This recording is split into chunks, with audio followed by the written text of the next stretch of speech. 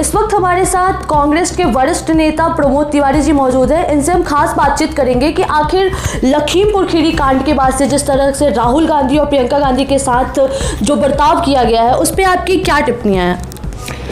ऐसा लगता है जैसा लोकतंत्र खत्म हो गया हो और तानाशाही आ गई हो। और शायद यही देखकर कि जब अकेली प्रियंका गांधी जा रही थी आंसू पूछने 4 किसानों और एक पत्रकार के, जिस बर्बरता पूर्वक वहां नरसंहार हुआ था, वैसे ही अवैधानिक ढंग से लखनऊ से घर से निकलते हुए और रास्ते में प्रियंका जी के साथ जो दुर्व्यवहार हुआ है, देश कभी उसे भूलेगा नहीं। और राहुल गांधी के काफिलों को रोका जा रहा था लखनऊ एयरपोर्ट पे, आखिर इस पे आपका क्या कहना है? क्यों रोका जा रहा था उनके काफिले को? उन्हें लखीमपुर खीरी उनके काफिलों के साथ क्यों नहीं दिया जा रहा? मैं वहाँ था एयरपोर्ट पे। राहुल जी ने ये कहा था कि आपने कहा है 5 से कम लोग जाएं, हम 3 ही जानेंगे, दोनों चीफ मिनिस्टर और राहुल जी, पर हम अपनी गाड़ी से चलेंगे, आप हमें एस्कॉर्ट कर लीजिए, आगे लगा लीजिए। मुझे आप पे भरोसा नहीं कि मैं आपकी गाड़ी बैठ जाऊँ, अब ले जा कहाँ खड़ी कर दें। उसके पहले अनुभव छत्तीसगढ़ के मुख्यमंत्री का खराब रहा था, उनको निकलने नहीं दिया। एक निर्वाचित संवैधानिक पद पे बैठे हुए मुख्यमंत्री के साथ इस बर्ताव की मैं निंदा करता हूँ। मैं एक बात और कहना चाहता हूँ, क्या कारण है कि जब कभी भी कोई घटना होती उत्तर प्रदेश में, पुलिस सोती रहती, चाहे वो सोनभद्र की घटना हो, चाहे वो हाथरस की घटना हो, चाहे वो घटना हो उन्नाव की। जब तक सुप्रीम कोर्ट या हाई कोर्ट नहीं बोलता तब तक ये खामोश रहता है। तो कहीं ना कहीं से ऐसा लगता है कानून का राज नहीं।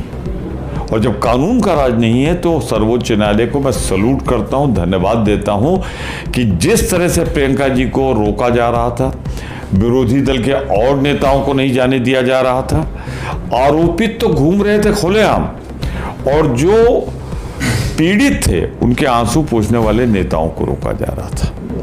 ये बताया जा रहा है कि आशीष मिश्रा इस वक्त नेपाल चले गए हैं और क्राइम ब्रांच की टीम के पास वो हाजिर नहीं हो रहे, तो इस पे क्या कहना है? क्या वो सच में नेपाल चले गए हैं या फिर उन्हें भगाया गया है? देखिए, एक सीधा सा सवाल, इसीलिए तो हम कह रहे हैं गृह राज्य मंत्री भारत सरकार के पद पर जब तक पिताजी रहेंगे तब तक निष्पक्ष जांच नहीं हो सकती।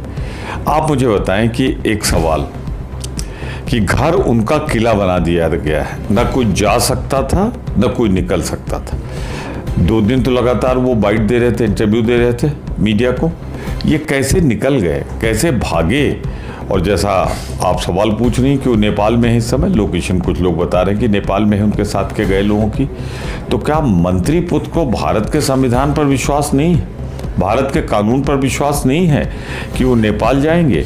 क्राइम ब्रांच उनके घर पे नोटिस चश्मा कर रही हो, 10 बजे उसके सामने हाजिर नहीं हो रहे हैं। तो इसीलिए हम कहते हैं मंत्री पुत्र को गिरफ्तार किया जाए और उनके पिता त्यागपत्र दें निष्पक्ष जांच के लिए। जैसा 10 अक्टूबर को आप प्रियंका गांधी महारैली करने वाली है, तो उसमें क्या क्या कुछ खास चर्चाएं होंगी? 5 हमारी प्रतिज्ञा को लेके हमारे कई यात्राएं निकल रही हैं। तो उसको हम 10 तारीख को प्रियंका गांधी जी एक प्रतिज्ञा रैली कर रही हैं। उस पर मैंने आग्रह किया है, चूँकि मुझे मिर्ज़ापुर, सोनभद्र, प्रयागराज, इलाहाबाद, भदोई, इन जगहों पे मुझे जाना है। और मैं आज विनम्रतापूर्वक मैंने अपील की कि ज़्यादा से ज़्यादा लोग, जिसके एक आध दिन जैसे महंगाई, लखीमपुर का नरसंहार है, कश्मीर में आतंकवादी घटनाएं हैं, अगर इनको सबको रोकना है, आवाज़ उठानी लोकतांत्रिक ढंग से, तो प्रधानमंत्री के क्षेत्र से ही इस रैली का शुभारंभ कर रही हूँ।